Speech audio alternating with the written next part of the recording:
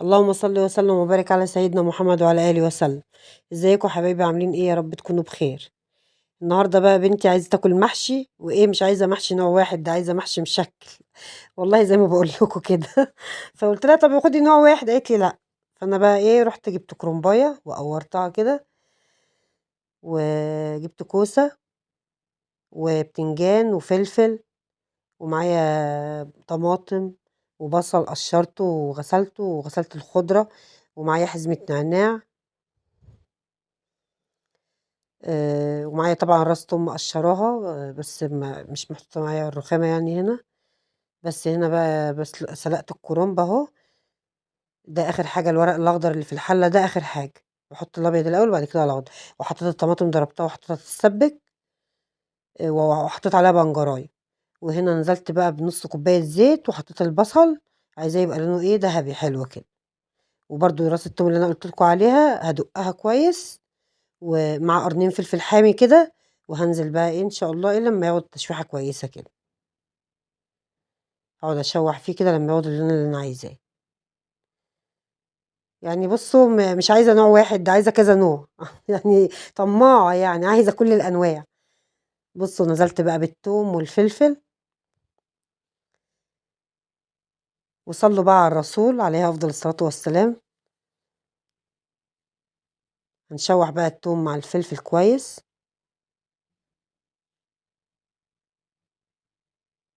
لحد ما أضيّع بُصّوا الصلصة، البنجرية اللي أنا حاطاها بُصّوا مخلّية لونها جميل جدًا، عشان الطماطم بتاعتي كان لونها فاتح شوية.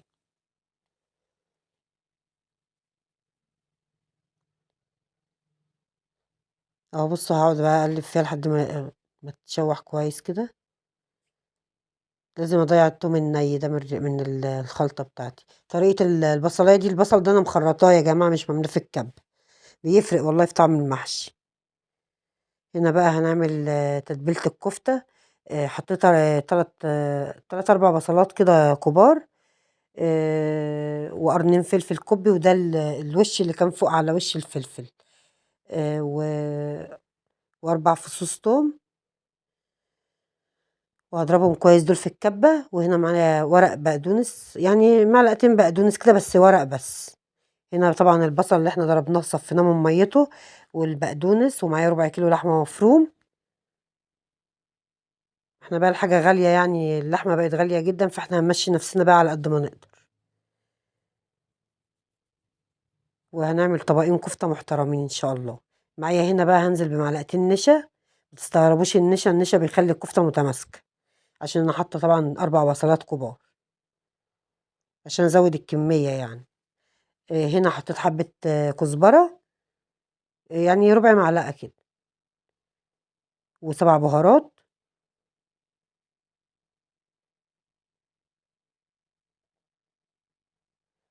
فلفل أسود، وطبعًا أنا كنت حاطة ملح على البصلة، وأنا عشان ينزّل مَيّته على طول.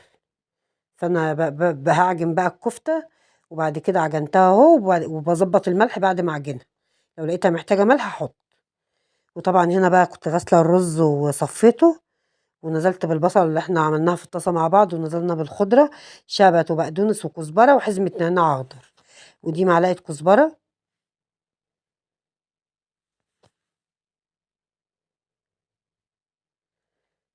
ومعلقة فلفل أسود،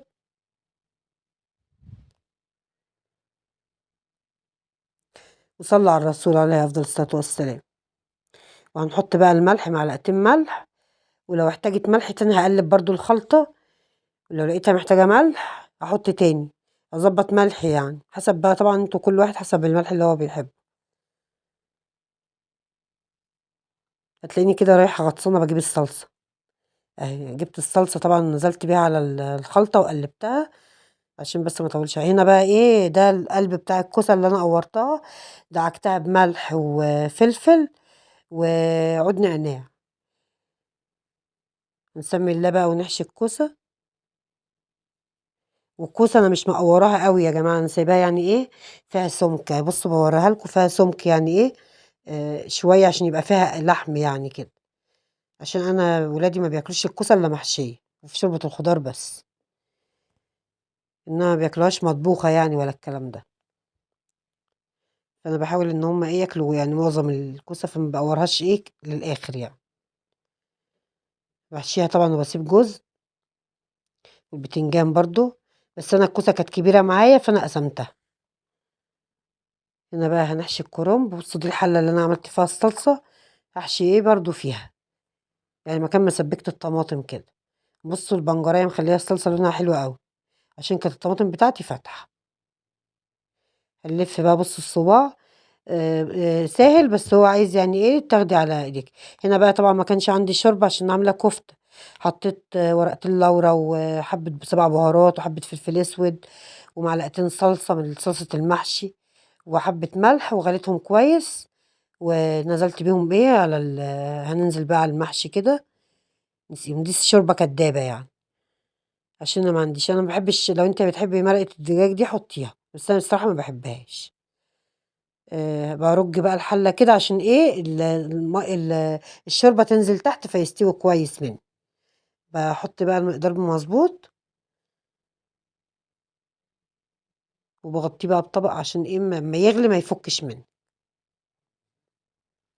هنا بقى إيه حطيت معلقة صلصة وحبة فلفل أسود وحبة ملح ومعلقة زيت، عشان نصبّع إيه بقى الكفتة. طبعًا أنا الكفتة بعد ما عجنتها حطيتها في التلاجة إيه تتسمّخ كده مع بعضها، لحد ما نعمل المحشي يعني، كده بتبقى متماسكة على فكرة، أمّا تحطيها تريّحيها في التلاجة شوية. وبُصّوا ما شاء الله عملنا من ربع كيلو كفتة كمية حلوة أهي، وما حطيناش أي حاجة إلا البصل ومعلقتين البقدونس ومعلقتين النشا.